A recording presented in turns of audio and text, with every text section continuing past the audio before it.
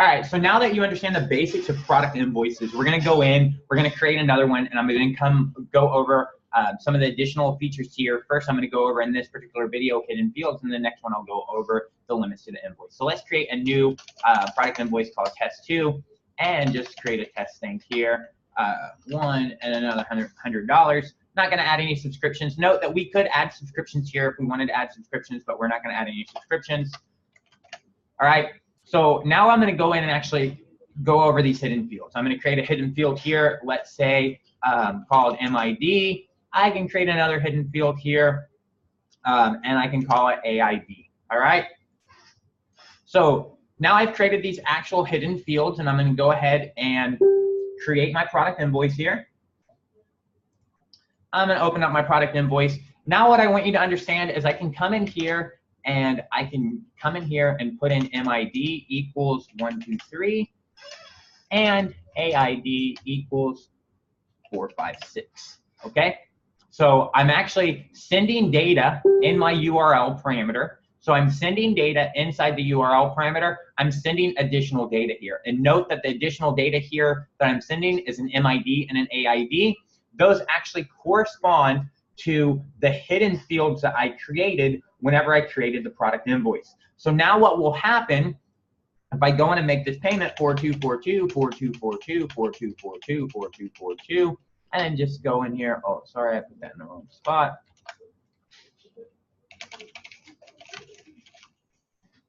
And just put in 1121, 123, and go ahead and actually pay this invoice here.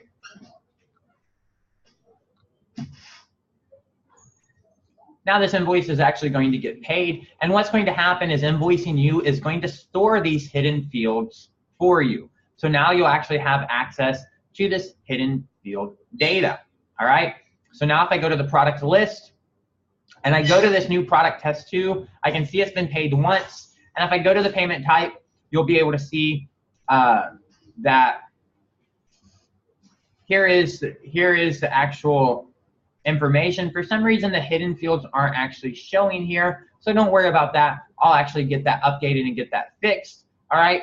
But what this allows you to do is it allows you to capture these hidden fields. All right. So I'm going to come in here one more time and just open up this product invoice. Sorry. I'm going to come back here and open up this product invoice one more time. I'm going to open up this product invoice one more time. And I'm going to put in this. And I'm going to put in my AID equals 123. And I'm going to put in my MID equals 456. All right, so now I've got my hidden fields that I've passed through in here. And I'm going to go in and make my payment.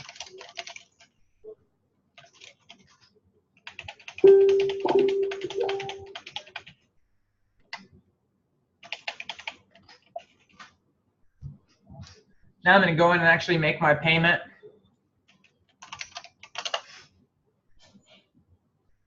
Pay my product invoice here real quick. Then I'm going to come back to my product invoice list, and I can see this has now been paid 2 times. And again, I don't see my hidden fields here. No big deal. I'll fix this so that you can see them here. But the main thing that this is used for is this is used for the Zapier connection. And I'm going to go over in a later video. I'm going to go over the Zapier connection, and I'm going to show you how to, fire off automations whenever a general invoice is paid, or whenever a product invoice is paid, or whenever an ascending invoice is paid. I'm going to go over all that information in one of the videos, and you'll be able to see for the product invoices, if you use these hidden fields, that hidden field data will actually show up inside Zapier, and you can use that for all sorts of cool things. One of the cool things that you can use that for is your chatbot. So from your chatbot, if you're using Invoicing You from the chatbot, then you can actually show your user the product invoice inside your chatbot, and you can add, let's say, the MID. For me, that stands for Messenger ID, and you can pass as a hidden field that user's Messenger ID. And then what will happen is whenever they actually pay that invoice inside Zapier, you can listen to that invoice getting paid. And then since you can hear that invoice getting paid, and since you pass their messenger ID as a hidden field, then you can now send data back to your chatbot to know that that chatbot user has actually purchased that product, and you can do lead scoring inside your chatbot. You can thank them for their purchase inside your chatbot, or you can unlock special content inside your chatbot. I use this intensively whenever I was selling my chatbot course, and I would sell my chatbot course with a product invoice and Invoicing You, and the chatbot course itself was actually delivered inside the chatbot, and it was all locked. You couldn't get to that content unless I knew that you actually purchased my chatbot course. And how did I know that you purchased my chatbot course? Because whenever I created a product invoice, I would include an MID field. You can call it whatever you want. I call it MID because that's just easy, messenger ID.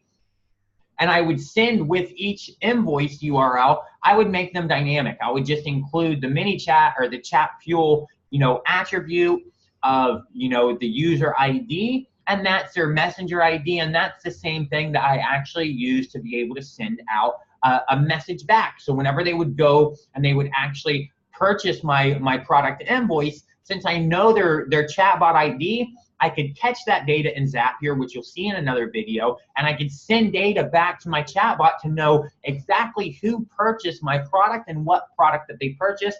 And from there, I could do my lead scoring, or I could follow up with the thank you message, or I could actually unlock special content inside the chatbot and deliver them all the chatbot training. So hopefully you understand now what the chatbot ID, what those hidden fields are for, and how you can actually use those hidden fields to pass data. I also use those whenever we first started selling our software and we first started the Tier 5 community. I also use those to create a very simple affiliate platform.